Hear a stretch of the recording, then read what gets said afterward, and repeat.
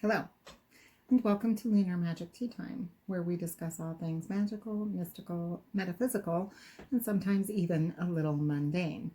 I'm Kristen. Today is July 13th, 2020, making it Oracle Monday.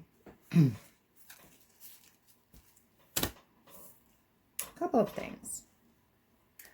I was going to do a reading from this new deck I picked up called Mystic Healing Reading Cards by Ina Segal. But this deck isn't ready to talk to me. We'll do some work with it. But right now it's been giving me messages that are for me and not for you, my friends, which means it's just not ready to be pulled out in public yet. I may be doing an unboxing-ish thing. I mean, I've already been playing it, but let's call it a review or an unboxing. So then I thought, okay, well, I don't want to go digging through my Oracle cards right now. I'm just not feeling that. But I'm rearranging my my personal workspace so that I can be more efficient and more organized. And in doing so, I started reboxing my soul collage stuff. So let's call this story time, I guess. Years and years ago, a friend and I and my mentor were doing a soul collage group every other week. My friend was trained to educate us in the ways of soul collage.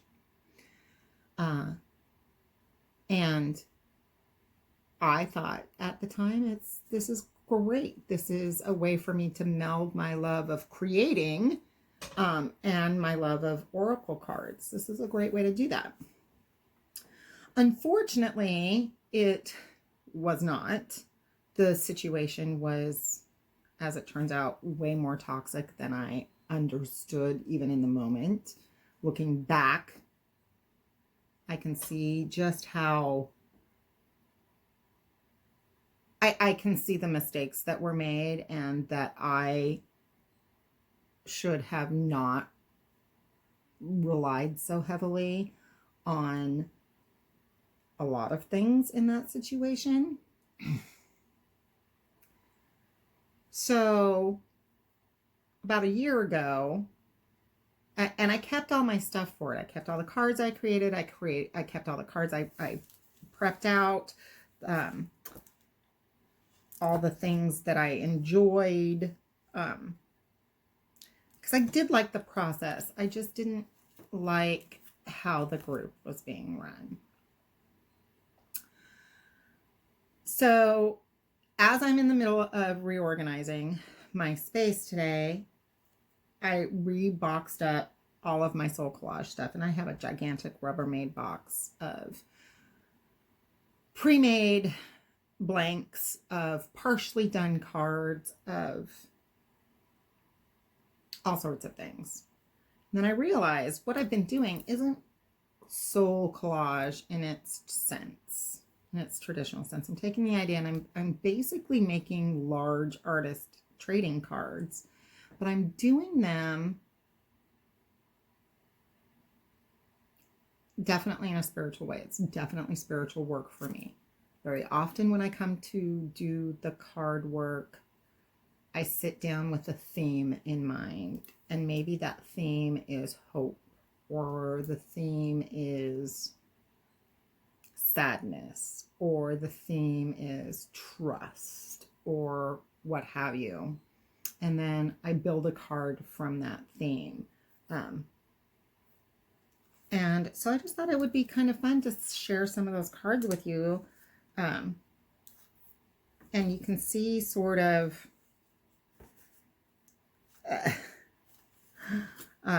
this one's a card in process. I was obsessed with the idea of the cosmic egg. But then when I sat with the idea of cosmic egg for a while, I realized it's felt more like a gaseous cloud. And so that's why we have the Temple of the Celestial Cloud, like that combining force to make a star kind of a thing. This one's called Live Your Dream. And for me, this, especially right now, talks of multitudes and of freedom from judgment to live your dream. This one is it's just an art card. This one isn't necessarily a spiritual card. It's titled, "And Then What?" asked the crow. I'm obsessed with crows. I love crows. They are a symbol of the goddess that I work with, and so we just spend a lot of time with crows in our world. This one's called Worship.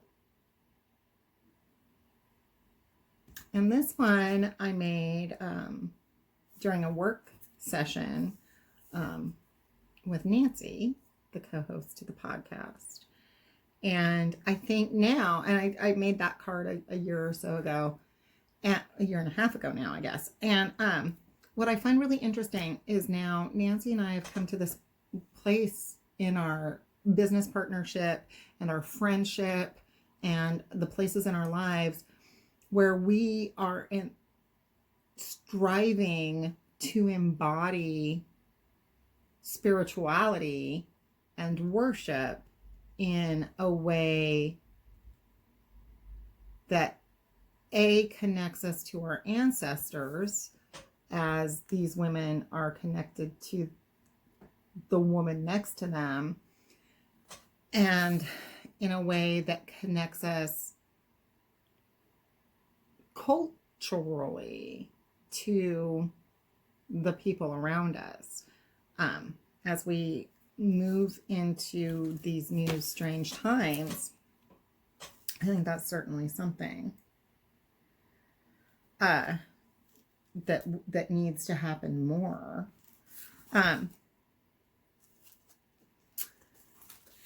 So those are some of the cards that I've created that I look to include in my spiritual work. The act of creation is a very spiritual act. The act of creating is a very connected act because you're connecting yourself, the artist, to your physical being, the artist, as you're creating.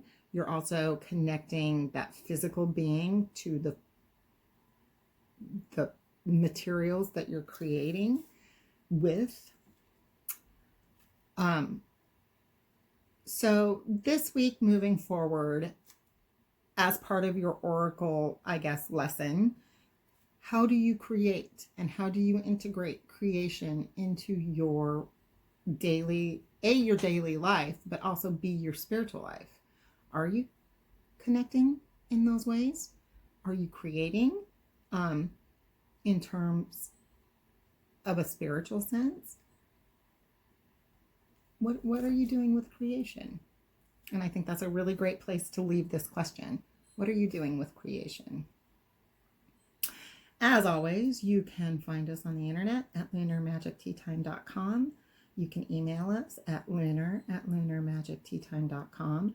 You can find our podcast on the website, on iTunes, Spotify, Stitcher, and Podbean. You can also find us on Facebook. Just look up Lunar Magic Tea Time. You can find us, you can look up on Teespring. You can buy a mug or a tote bag or t-shirts, really cute t-shirts. And if there's something that Teespring offers that you would like with our logo on it, just fire me an email and I'll see what I can do. As always, have a really wonderful week. Ask us anything, and we've got this. Have a great week.